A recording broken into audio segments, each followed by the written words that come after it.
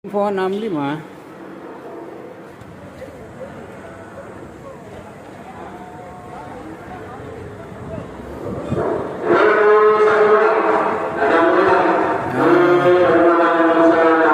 Baru selesai melaksanakan sholat Jumat, tiba-tiba lonceng dibunyikan. Dan 65 teman-teman sudah mulai bergegas.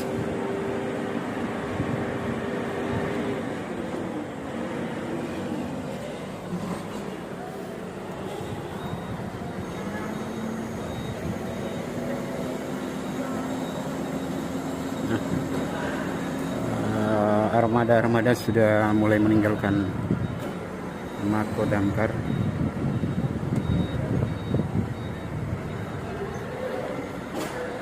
Rata-rata mereka dengan pakaian ditenteng ya, karena baru saja melaksanakan sholat Jumat.